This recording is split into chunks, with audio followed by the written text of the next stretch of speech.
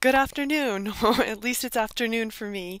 But whenever or wherever you're listening to this, it's crazy to think that we're heading into the week of November 7th through the 11th, and we are actually in the final phase of micro labs. So we're actually looking at this being the last sort of applied and environmental section of our labs.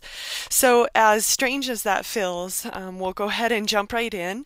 And at this point in time, I think I've had the chance to work with nearly every one of you on your lectures and talk to you a little bit about some of the things that you do really, really well and your improvements, and maybe some of the things that you could even work on. And so I thought I would bring in today, I have a sheet that I've written on delivering an effective lecture. And if you want a copy of this, by all means, let me know. We're going to go through it here just briefly. My cat Cal is probably going to be in the Puncti bite here at some point. He's jumping in boxes behind me, so if you hear strange noises, that's him. So here are a few pointers for just delivering an effective lecture, and I think a lot of you do a lot of these really well, and I'll try to point out some of those as we go. But prepare for your lecture, and many of you have learned this semester, not only by looking at the content, but doing a little bit of your own research, finding something that's outside of what is in those TA guidelines or what is in the lecture that might just add a little flavor or a little bit of color to bring in and pull in your listeners and keep them engaged. And it's not just about engaging them, right? It's about engaging yourself. So if you can come in with something that you're stoked about, your students are going to feel pretty stoked about it as well. The second one, the second bullet point on this list is hard. And it's hard.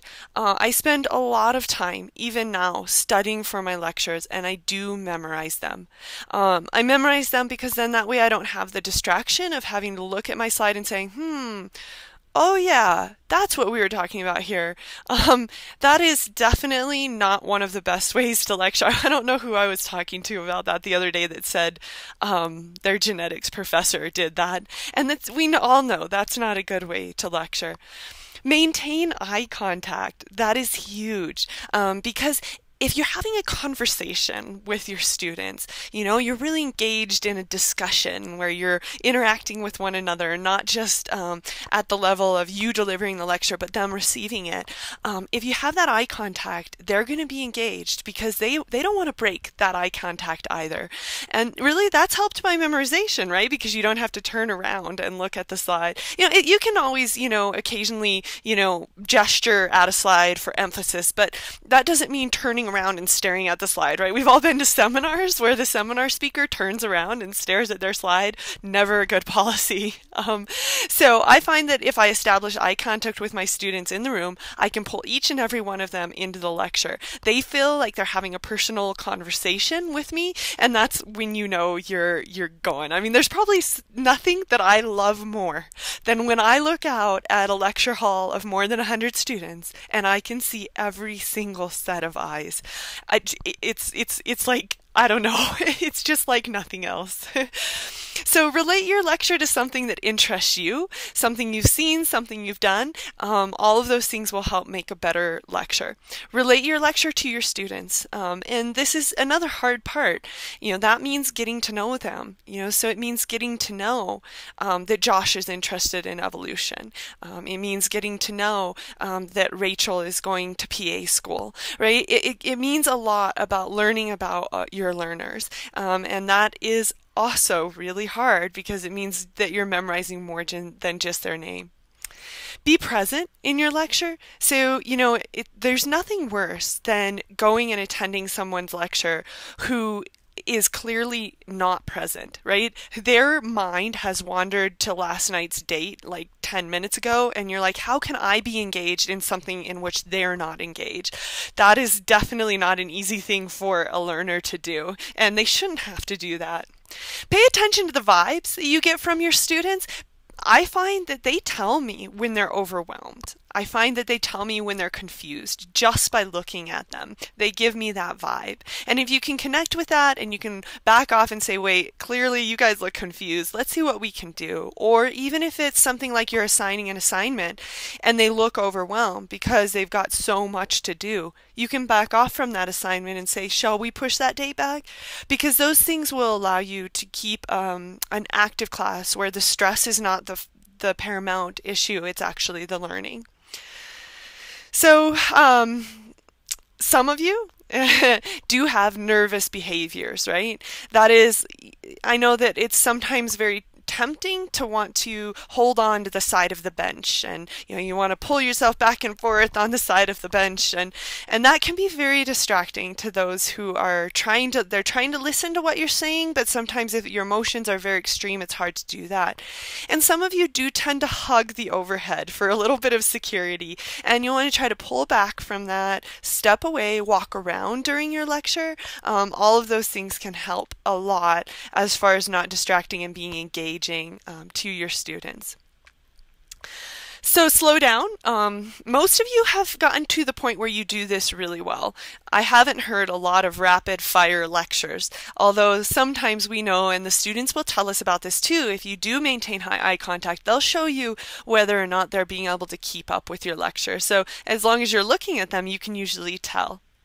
So study not only the content of the lecture, but also its flow. Sometimes I spend more time memorizing what slide comes after what slide than I do the content of those slides, because it's very distracting to have to remind yourself of what slide comes next. So if you can kind of remember which one does come next. I know that on an overhead that's a little different than on a computer. Lastly, interlace your personality. For me, that is like ridiculously unchecked enthusiasm. But for Craig, that may not be the exact way that he gives a lecture. So interlace what your personality is. Maybe that's humor, or maybe it's, dryness, or maybe it's ditziness, right?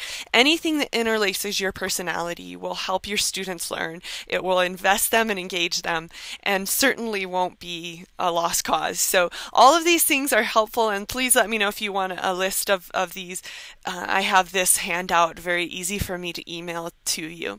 So I wanted to bring it up now because a lot of you are getting really good at this. I have seen a lot of marvelous lectures lately where you have integrated your personalities effectively, and you have done an incredible job of maturing in your lecture style. So I thought at this point it was a good time to congratulate you on many of those improvements, and then to pull things together in this form.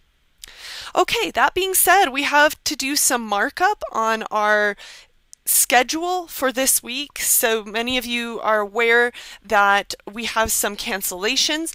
So Richard and Craig, Open Lab is canceled. So I think this actually works out pretty nicely because Richard and Craig are often up to their elbows washing the lab benches nearly every day.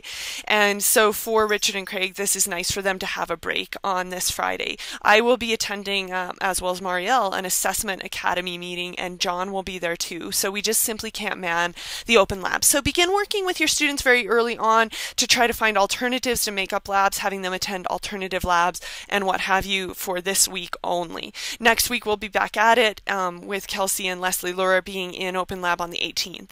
Notice too that on Tuesday is the third lecture exam for Gen Micro.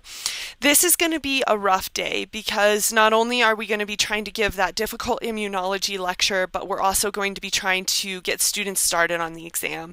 So because I will be giving that lecture in several sections, I will look for your help to get those students started with the exam. And there is one change. I don't know why I didn't think of this sooner, but rather than making copies of a Scantron, I have made my own answer sheet, and it's tacked onto the back of the exam. But we are going to want to have students rip that off. I haven't heard back from Richard and Leslie and Kristen on grading for the exam, and I know that I wasn't quite as up to par on my organization this time, so I hope you guys will be able to help. If anyone else is interested in making a little extra money and you do want to help this Tuesday or Wednesday, please do let me know because I pay pretty well, so awesome. I think this is most of our scheduling issues, but I want to talk about one other thing. Notice on the 22nd, which is the day that we head off for Thanksgiving holiday, we have an optional Winogradsky lab plan for that day. I would like to speak with all of you about your preference for how we handle that. My preference would be that we try to encourage most students to come to Open Lab on the 18th for their Winogradsky column, or to get it done during Lab 24. If we can't do that, then my suggestion would be that we have the optional Winogradsky lab here not all day, so that I'm not there for 10 hours, but instead we open the lab from, what I would suggest is from 9 to 11, and then again from 2 to 4. And then that way we're not in a marathon day of just having people come in randomly to look at their Winogradsky columns. Let me know your opinions on that. I would really like to kind of work with everyone on that day, because it might be a day that's nice not to have to worry about being in lab for all of us. So we'll talk and make sure that we do the better of two options for both us and for the students, making sure it's good for everybody. Let's talk just a little bit about the labs for this week, beginning with Lab 22. This is the immunology lab, which is obviously one of our more intensive lectures, and some of you have chosen to do that lecture. Those of you who are doing that, there is some background information in the TA guidelines that you will find useful. You may also find it useful to review, for those of you who have taken immunology, to maybe review a little. Remember that this will be the first exposure to this concept for a majority of your students. So this is not going to be something that they know already. And so we'll want to take into account the level that they come in, and to try to make this just really engaging and fascinating for them, to get them stoked on immunology rather than trying to go into the depths of the subject. It's very hard to do so in the time that we do have allotted. The most confusing concept often for students is this idea of agglutination and the hemagglutination, or the blood typing experiment. I think one of the reasons that that can be very confusing is because we're looking at a situation where what we do in vitro on the benchtop is not necessarily what we would see in vivo in the body. So remember that when you add an antibody to the blood typing well, if it interacts with the blood, it means that the blood has that antigen on its surface. So if you see clumping in the A well, it means that that person has type A antigens. If you see clumping in the B well, they have type B antigens. So clumping in both wells would mean type AB blood. So this is something to make sure to review and feel comfortable with, and let me know if you need any help on that prior to the lab on Tuesday, and I'd love to help in any way that I can. Lab 23 then will be on Thursday.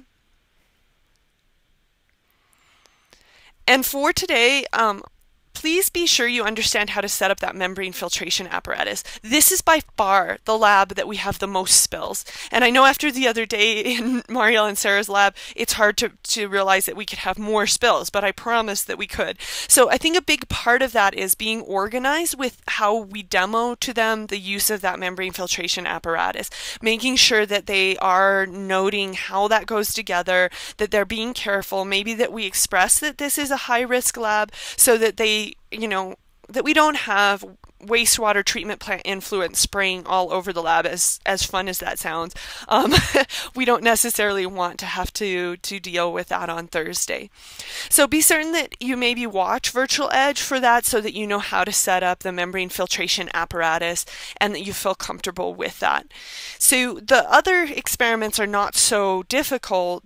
With the PA test, clearly you're just pouring water into that, and also with the multiple tube fermentation method, it's really just transfers of small volumes into those tubes. So those shouldn't be as high risk as the membrane filtration method is. Before I leave this behind, do remember that with the Octoloni gels, they're very thin white bands. So you have to hold them up to the light, and you have to really help your students find those, because they're not bright. We haven't stained them, right? Protein precipitation is only going to be highly visible if it's stained. And so it's just a light white precipitate that we're looking for. So I think that does take us through a majority of what we've got here. And yeah, the notes that I'm glancing at, looks like I did get to most of that. So I hope that you all had a marvelous weekend, and I look forward to seeing everyone this coming week.